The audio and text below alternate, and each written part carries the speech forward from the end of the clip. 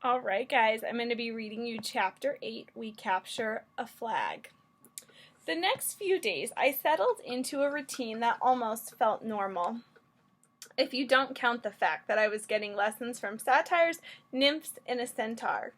Each morning, I took ancient Greek from Annabeth, and we talked about the gods and goddesses in the present tense, which was kind of weird.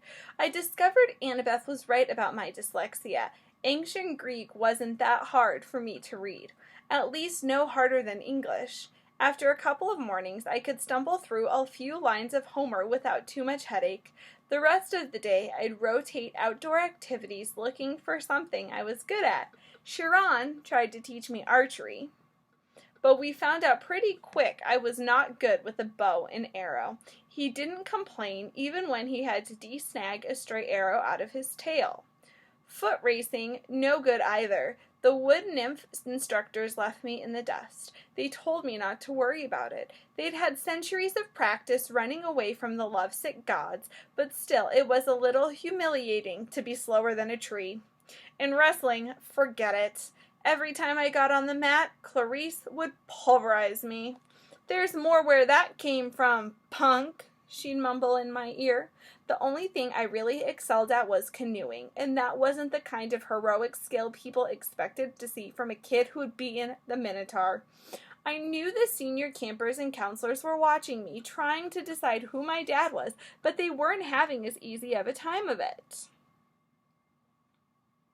I wasn't as strong as the Ares kids, or as good at archery as the Apollo kids. I didn't have Hephaestus' skill with metalwork, or, gods forbid, Dionysus' way with vine plants. Luke told me I might be a child of Hermes, a kind of jack of all trades, master of none, but I got the feeling he was just trying to make me better. He really didn't know what to make of me either. Despite all that, I liked camp. I got used to the morning fog over the beach, the smell of the hot strawberry fields in the afternoon, even the weird noises of monsters in the woods. At night, I would eat dinner with Cabin 11, scrape part of my meal into the fire, and try to feel some connection with my real dad. Nothing came, just like that warm feeling I'd always had, like the memory of his smile. I tried not to think too much about my mom, but I kept wondering if gods and monsters were real, if all of this magic stuff was possible. Surely there was some way to save her, to bring her back. I started to understand Luke's bitterness and how he seemed to resent his father, Hermes. So, okay, maybe gods had important things to do, but couldn't they call once in a while, or thunder, or something? Dionysus could make Diet Coke appear out of thin air. Why couldn't my dad, whoever he was, make a phone appear? Thursday afternoon, 3 days after I'd arrived at Camp Half-Blood, I had my first sword fighting lesson. Everybody from Cabin 11 gathered in the big circular arena where Luke would be our instructor. We started with basic stabbing and slashing, using some straw-stuffed dummies in Greek armor. I guess I did okay. At least I understood what I was supposed to do, and my reflexes were good. The problem was I couldn't find a blade that felt right in my hands. Either they were too heavy, or too light, or too long. Luke tried his best to fix me up, but he agreed that none of the practice blades seemed to work for me. We moved on to dueling in pairs. Luke announced that he would be my partner, since this was his first time. "Good luck," one of the campers told me. "Luke's the best swordsman in the last 300 years. "Maybe he'll go easy on me," I said. The camper snorted. Luke showed me thrusts and parries and shield blocks the hard way. With every swipe, I got a little more battered and bruised. "Keep your guard up, Percy," he'd say, then whap me in the ribs with the flat of his blade. "No, not that far up. Whap! Lunge. Whap! Now back. Whap!" By the time he called a break, I was soaked in sweat. Everybody swarmed the drink cooler. Luke poured ice water on his head, which looked like such a great idea. I did the same. Instantly, I felt better. Strength surged back into my arms. The sword didn't feel so awkward. "Okay, everybody circle up," Luke ordered. "If Percy doesn't mind, I want to give you a little demo." Great, I thought. Let's all watch Percy get pounded. The Hermes guys gathered around. They were suppressing smiles. I'd figured they'd been in my shoes before and couldn't wait to see how Luke used me for a punching bag. He told everyone he was going to demonstrate a disarming technique, how to twist the enemy's blade with the flat of your own sword so that he had no choice but to drop his weapon. This is difficult, he stressed. I've had it used against me. No laughing at Percy now. Most swordsmen have to work years to master this technique. He demonstrated the move on me in slow motion. Sure enough, the sword clattered out of my hand. Now, in real time, he said, after I'd retrieved my weapon, we keep sparring until one of us pulls it off. Ready, Percy? I nodded, and Luke came after me. Somehow I kept him from getting a shot at the hilt of my sword. My senses opened up. I saw his attacks coming. I countered. I stepped forward and tried to thrust my own. Luke deflected it easily, but I saw a change in his face. His eyes narrowed, and he started to press me with more force. The sword grew heavy in my hand. The balance wasn't right. I knew it was only a matter of seconds before Luke took me down, so I figured, what the heck? I tried the disarming movement. My blade hit the base of Luke's, and I twisted, pushing my whole weight into a downward thrust. Clang! Luke's sword rattled against the stones. The tip of my blade was an inch from his undefended chest. The other campers were silent. I lowered my sword. Sorry. For a moment, Luke was too stunned to speak. Sorry? His scarred face broke into a grin. By the gods, Percy, why are you sorry? Show me that again. I didn't want to. The short burst of manic energy had completely abandoned me, but Luke insisted. This time there was no contest. The moment our swords connected, Luke hit my hilt and sent my weapon skidding across the floor. After a long pause, somebody in the audience said, "Beginner's luck?" Luke wiped the sweat off his brow. He appraised me with an entirely new interest. Maybe, he said, but I wonder what Percy could do with a balanced sword. Friday afternoon, I was sitting with Grover at the lake, resting from a near-death experience on the climbing wall. Grover had scampered to the top like a mountain goat, but the lava had almost gotten me. My shirt had smoking holes in it. The hairs had been singed off my forearms. We sat on the pier watching the naiads, don't know if I said that right, do underwater basket weaving until I got up the nerve to ask Grover how his conversation had gone with Mr. D. His face turned a sickly shade of yellow. Fine, he said, just great. So your career's still on track? He glanced at me nervously. Chiron told me you want a searcher's license? Well, no. I had no idea what a searcher's license was, but it didn't seem like the right time to ask. He said you just had big plans, and that you needed credit for completing a keeper's assignment. So did you get it? Grover looked down at the naiads. Mr. D suspended judgment. He said I hadn't failed or succeeded with you yet, so our fates were still tied together. If you got a quest and went along to protect you and we both came back alive, then maybe he'd consider my job complete. My spirits lifted. Well, that's not so bad, right? La ha ha ha! He might has transferred me to a stable cleaning duty.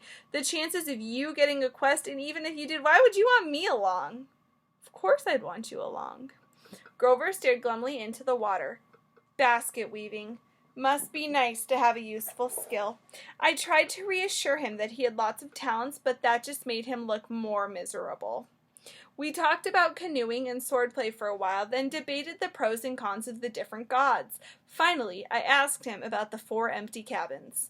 Number 8, the silver one, belongs to Artemis, she said. She vowed to be a maiden forever, so of course, no kids. The cabin is, honorary. If she didn't have one, she'd be mad. Yeah, okay, but those other 3, the ones at the end, are those the big 3? Grover tensed. We were getting close to a touchy subject. No, one of them, number 2, is Hera's, he said. That's another honorary thing. Excuse me, guys. She's the goddess of marriage, so of course she wouldn't go around having affairs with mortals. That's her husband's job. When we say the big 3, we mean the 3 powerful brothers, the sons of Kronos, Zeus, Poseidon, Hades. Right. You know, after the great battle with the Titans, they took over the world from their dad and drew lots to decide who got what. Zeus got the sky, I remembered, Poseidon the sea, Hades the underworld. Uh-huh, but Hades doesn't have a cabin here. No, he doesn't have a throne on Olympus either. He sort of does his own thing down in the underworld. If he did have a cabin here, Grover shuddered. Well, it wouldn't be pleasant. Let's just leave it at that. But Zeus and Poseidon, they both had like a bazillion kids in the myths. Why are their cabins empty? Grover shifted his hooves uncomfortably. About 60 years ago, after World War II, the Big Three agreed they wouldn't sire any more heroes. Their children were just too powerful. They were affecting the course of human events too much, causing too much carnage. World War II, you know, that was just basically a fight between the sons of Zeus and Poseidon on one side and the sons of Hades on the other. The winning side, Zeus and Poseidon, made Hades swear an oath with them. No more affairs with mortal woman. They all swore on the river Styx. Thunder boomed. I said, "That's the most serious oath you can ever make." Grover nodded. And the brothers kept their word? No kids? Grover's face darkened. 17 years ago, Zeus fell off the wagon. There was this TV starlet with big, fluffy 80s hairdo. He just couldn't help himself. When their child was born, a little girl named Thalia, well, the river Styx is serious about promises. Zeus himself got off easy because he's immortal, but he brought a terrible fate on his daughter. But that isn't fair. It isn't the little girl's fault. Grover hesitated. Percy, children of the Big Three have powers greater than any of their half-bloods. They have a strong aura, a scent that attracts monsters. When Hades found out about the girl, he wasn't too happy about Zeus breaking his oath. Hades let the worst of monsters out of Tartarus to torment Thalia. A satyr was assigned to be her keeper when she was 12, but there was nothing he could do. He tried to escort her here with a couple of other half-bloods she'd befriended. They almost made it. They got all the way to the top of the hill. He pointed across the valley to the pine tree where he'd fought the Minotaur. All three kindly ones were after them, all along with a horde of hellhounds. They were about to overrun when Thalia told her satyr to take the other two half-bloods to safety while she held the monsters. She was wounded and tired, and she didn't want to live like a hunted animal. The satyr didn't want to leave her, but he couldn't change her mind, and he had to protect the others. So Thalia made her final stand alone at the top of that hill. As she died, Zeus took pity on her. He turned her into that pine tree. Her spirit still helps protect the borders of the valley. That's why this hill is called the hill is called Half-Blood Hill. I stared at the pine in the distance. The story made me feel hollow and guilty too. A girl my age had sacrificed herself to save her friends. She had faced a whole army of monsters. Next to that, my victory over the Minotaur didn't seem like much. I wondered, if I'd acted differently, could I have saved my mother? Grover, I said, have heroes really gone on quests to the underworld? Sometimes, he said. Orpheus, Hercules, Houdini. And have they ever returned somebody from the dead? No, never. Orpheus came close. Percy, you're not seriously thinking? No, I lied. I was just wondering. So a satyr is always assigned to guard a demigod? Grover studied me warily. I hadn't persuaded him that I'd drop the underworld idea. Not always. We go undercover to a lot of schools. We try to sniff out the half-bloods who have the makings of great heroes. If we find one with a very strong aura, like the child of Big Three, we alert Chiron. He tries to keep an eye on them since they could cause really huge problems. And you found me. Chiron said you thought I might be something special. Grover looked as if I'd just let him into a trap. I didn't. Oh, listen, don't think like that. If you were, you never, ever be allowed a quest. And I never get my license. You're probably a child of Hermes, or maybe even one of the minor gods, like Nemesis, the god of revenge. Don't worry, okay? I got the idea that he was reassuring himself more than me. That night, after dinner, there was a lot more excitement than usual. At last, it was time for Capture the Flag. When the plates were cleared away, the contorn sounded, and we all stood at our table. Campers yelled and cheered as Annabeth and two of her siblings ran into the pavilion carrying a silk banner. It was about 10 feet long, glistening gray, with the painting of a barn owl above an olive tree. From the opposite side of the pavilion, Clarice and her buddies ran in with another banner, of identical size, but gaudy red, painted with the blood spear and a boar head. I turned to Luke and yelled over the noise. What are those? Those are the flags? Yeah. Ares and Athena always lead the teams. Not always, he said, but often. So if another cabin captures one, what do you do? Repaint the flag? He grinned. You'll see. First, we just have to get one. Whose side are you on? He gave me a sly look as if he knew something I didn't. The scar on his face made him almost evil in the torchlight. We've made a temporary alliance with Athena. Tonight we'll get the flag from Ares, and you are going to help. The teams were announced. Athena had made an alliance with Apollo and Hermes, the two biggest cabins. Apparently, privileges had been traded. Shower times, chore schedules, the best slot for activities, in order to win support. Ares had allied himself with everybody else: Dionysus, Demeter, Aphrodite, and Hephaestus. From what I'd seen, Dionysus's kids were really good athletes, but there were only 2 of them. Demeter's kids had the edge with nature skills and outdoor stuff, but they weren't very aggressive. Aphrodite's sons and daughters I wasn't too worried about. They mostly sat out of every activity and checked their reflections in the lake and did their hair and gossiped.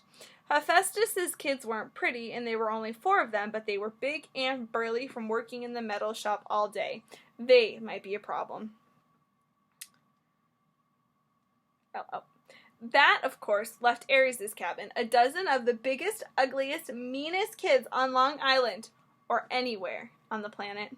Chiron hammered his hoof on the marble. Heroes, he announced. You know the rules. The creek is the boundary line. The entire forest is fair game. All magic items are allowed. This banner must be prominently displayed and have no more than 2 guards. Prisoners may be disarmed but may not be bound or gagged. No killing or maiming is allowed. I will serve as the referee and the battlefield medic. Arm yourselves. He spread his hands. The tables were suddenly covered with equipment. Helmets, bronze swords, spears, oxide shields covered in metal. Whoa, I said. We're really supposed to use these? Luke looked at me as if I were crazy. Unless you want to get skewered by your friends in cabin 5? Here, Chiron thought these would fit. You'll be on border patrol. My shield was the size of an NBA backboard with a big caduceus in the middle. It weighed about 1,000,000 pounds. I could have snowboarded on it fine, but I hoped no one seriously expected me to run fast. My helmet, like all the helmets on Athena's side, had a blue horsehair plume on top. Ares and their allies had red plumes. Annabeth yelled, "Blue team, forward!" We cheered and shook our swords and followed her down the path to the south woods. The red team had taunted us as they headed off to the north. I managed to catch up with Annabeth without tripping over my equipment. Hey! She kept marching. So what's the plan, I asked. Got any magic items you can loan me? Her hand drifted toward her pocket as if she were afraid I'd stolen something. Just watch Clarice's spear, she said. I don't want that thing touching you. Otherwise, don't worry. We'll take the banner from Ares. Has Luke given you your job? Border patrol, whatever that means. It's easy. Stand by the creek, keep the Reds away, leave the rest to me. Athena always has a plan. She pushed ahead, leaving me in the dust. Okay, I mumbled. Glad you wanted me on your team. It was a warm, sticky night. The woods were dark, with fireflies popping in and out of view. Annabeth stationed me next to a little creek that gurgled over some rocks. Then she and the rest of the team scattered into the trees. Standing there alone, with my big blue feathered helmet and my huge shield, I felt like an idiot. The bronze sword, like all the swords I'd tried so far, seemed balanced wrong. The leather grip pulled on my hand like a bowling ball. There was no way anyone would actually attack me, would they? I mean, Olympus had to have liability issues, right? Far away, the conch horn blew. I heard whoops and yells in the woods, the clinking of metal, kids fighting. A blue-plumed ally from Apollo raced past me like a deer, leaped through the creek, and then disappeared into enemy territory. Great, I thought. I'll miss all the fun as usual. Then I heard a sound that sent a chill up my spine. a low canine growl somewhere close by. I raised my shield instinctively. I had the feeling something was stalking me. Then the growling stopped. I felt the presence retreating. On the other side of the creek, the underbrush exploded. 5 Ares warriors came yelling and screaming out of the dark. "Cream the punk!" Clarice screamed. Her ugly pig eyes glared through the slits of her helmet. She brandished a 5-foot-long spear, its barbed metal tip flickering with red light. Her siblings had only the standard-issue bronze swords. Not that that made me feel any better. They charged across the stream. There was no help in sight. I could run, or I could defend myself against half the Ares cabin. I managed to sidestep the first kid's swing, but those guys were not as stupid as the Minotaur. They surrounded me, and Clarice thrust me with her spear. My shield deflected the point, but I felt a painful tingling all over my body. My hair stood on end. My shield arm went numb, and the air burned. Electricity. Her stupid spear was electric. I fell back. Another Ares guy slammed me in the chest with the butt of his sword, and I hit the dirt. They could have kicked me into jelly, but they were too busy laughing. "Give him a haircut," Clarice said. "Grab his hair." I managed to get to my feet. I raised my sword, but Clarice slammed it aside with her spear as sparks flew. Now both my arms felt numb. "Oh, wow," Clarice said. "I'm scared of this guy. Really scared." "The flag is that way," I told her. I wanted to sound angry, but I was afraid it didn't come out that way. "Yeah," one of her siblings said, "but see, we don't care about the flag. We care about a guy who made our cabin look stupid." "You do that without my help," I told them. It probably wasn't the smartest thing to say. 2 of them came at me. I backed up toward the creek, tried to raise my shield, but Clarice was too fast. Her spear stuck me straight in the arms. If I hadn't been wearing an armored breastplate, I would have been shish kebabbed. As it was, the electric point just about shocked my teeth out of my mouth. One of her cabin mates slashed the sword across my arm, leaving a good-sized cut. Seeing my own blood made me dizzy, warm and cold at the same time. "No maiming," I managed to say. "Oops," the guy said. "Guess I lost my dessert privilege." He pushed me into the creek, and I landed with a splash. They all laughed. I figured as soon as they were through being amused, I would die. But then something happened. The water seemed to wake up my senses as if I had just been in a bag of my mom's double espresso jelly beans. Clarice and her cabin mates came into the creek to get me, but I stood to meet them. I knew what to do.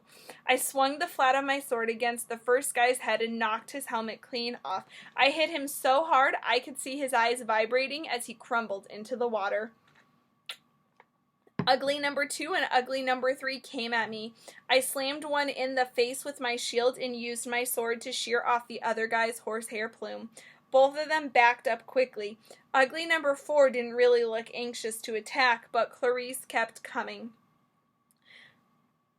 the point of her spear crackling with energy. As soon as she thrust, I caught the shaft between the edge of my shield and my sword and snapped it like a twig.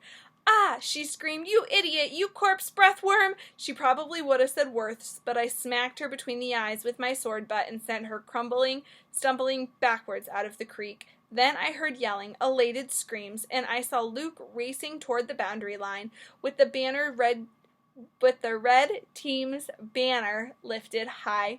He was flanked by a couple of Hermes guys covering his retreat and a few Apollos behind him fighting off the Hephaestus kids.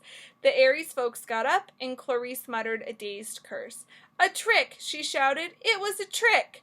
They staggered after Luke, but it was too late. Everybody converged on the creek as Luke ran across into friendly territory. Our side exploded into cheers. The red banner shimmered and turned to silver. The boar and spear were replaced with huge caduceus, the symbol of Cabin 11.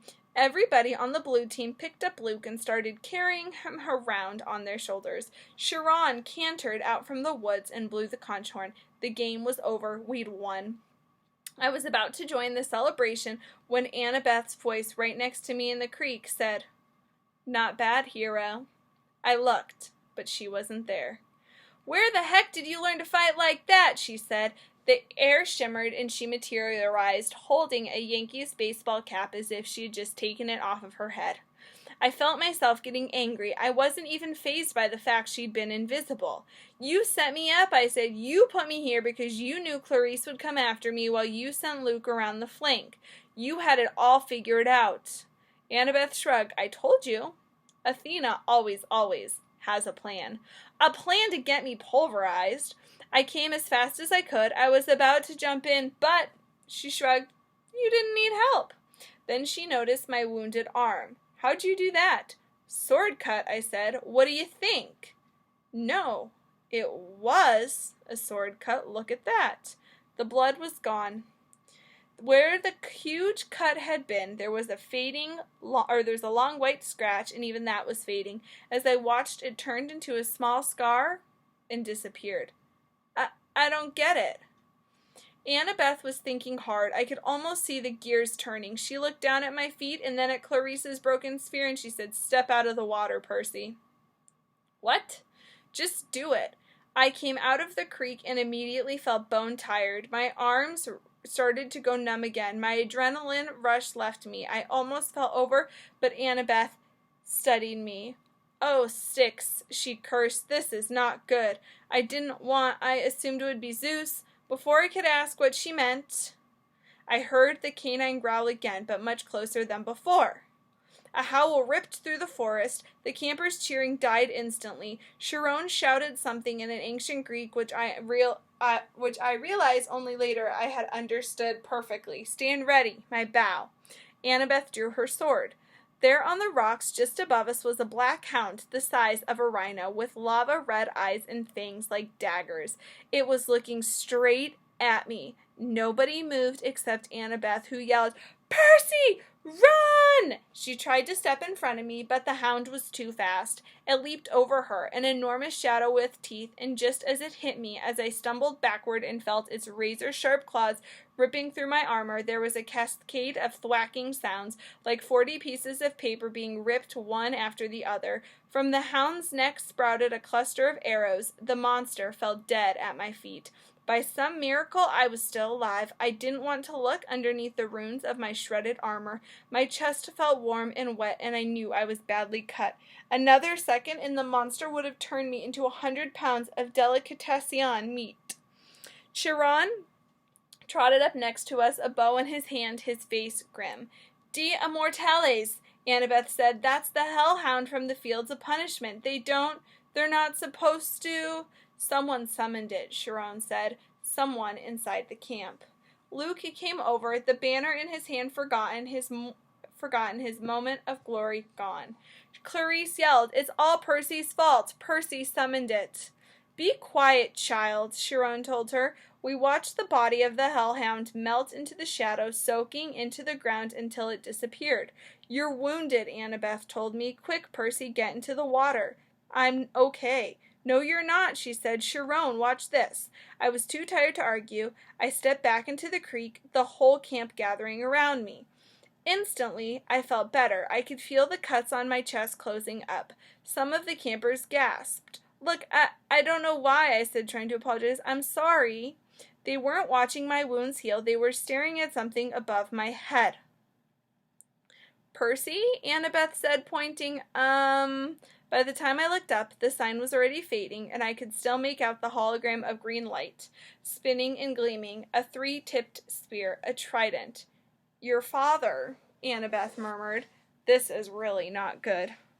"It is determined," Chiron announced. All around me, campers started kneeling, even the Ares captain, though they didn't look happy about it. "My father?" I asked, completely bewildered.